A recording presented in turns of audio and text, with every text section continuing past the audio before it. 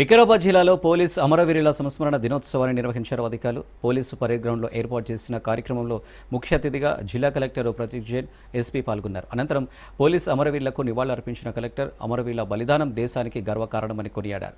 దేశ అంతర్గత భద్రతలో చట్టాన్ని అమలు చేస్తూ ప్రాణాలు కోల్పోయిన వీరుల త్యాగాలను స్మరించుకోవాలన్నారు ఎస్పీ నారాయణరెడ్డి.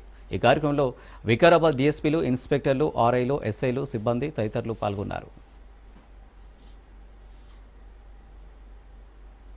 మనకి చైనా బార్డర్లో ఎప్పుడైనా China was trying to encroach upon our territory, వాళ్ళు ఎప్పుడైనా ట్రై చేశారు.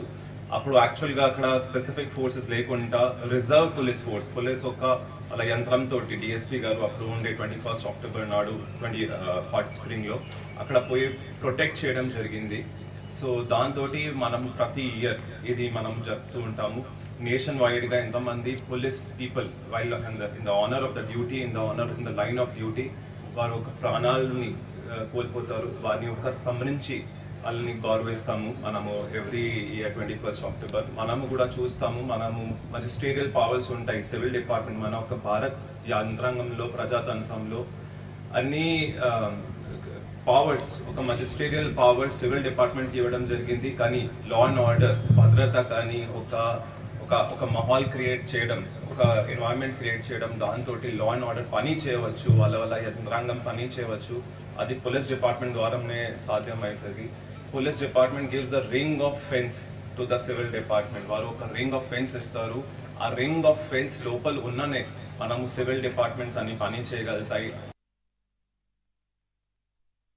వీరుల సంస్మరణ దినోత్సవం సందర్భంగా అక్టోబర్ 21 మనము ప్రతి సంవత్సరం జరుపుకోవడం జరుగుతుంది.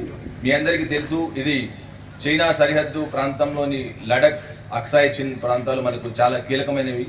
సో అటువంటి ప్రాంతంలో చైనా 1959లో అక్కడ మన సిఆర్పిఎఫ్ బలగాలు గస్తీ చేస్తున్న సందర్భంగా హాట్ స్ప్రింగ్స్ అనే ప్రాంతంలో ఈ కరణ్ సింగ్ మనకు ఆయన డిఎస్పీగా తన బృందంతో గస్తీ నిర్వహించడం జరుగుతున్నది అక్కడ. సో అప్పటికి ఇంకా మనకు ఈ ఐటీబీఎఫ్ కానీ లేదంటే మనకు బిఎస్ఎఫ్ అటువంటి ఇంకా అప్పటికి మన దగ్గర బలగాలు లేవు. సో అటువంటి సందర్భంలో ఒక్కసారిగా చైనా ఈ హాట్ స్ప్రింగ్స్, అక్సాయ్ చిన్ ప్రాంతంలో ఆ ప్రాంతాన్ని ఆక్రమించుకోవాలని దురుద్దేశంతో ఒక్కసారిగా మన పోలీస్ సిఆర్పిఎఫ్ బలగాలపైకి తిరగబడడం జరిగింది. దాంతో దాదాపు 21 మందితో పోలీసు సంబంధించిన రెజిమెంట్ నుంచి కరణ్ సింగ్ గారు అక్కడ విధులు నిర్వహించే సందర్భంలో దాదాపు 10 మంది వరకు అక్కడ అమరులవడం జరిగింది. సో ఈ హాట్ స్ప్రింగ్స్ అనేది మన అమరుల త్యాగాలకు చిహ్నంగా నిలుస్తుంది ఈరోజు.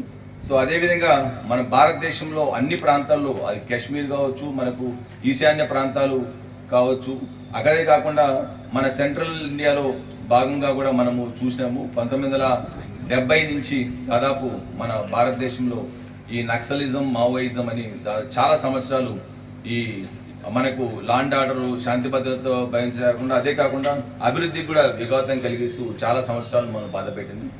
మనము ఈ మధ్యనే చూసాము, దాదాపు రెడ్ కారిడార్ అంతా కూడా చాలా వరకు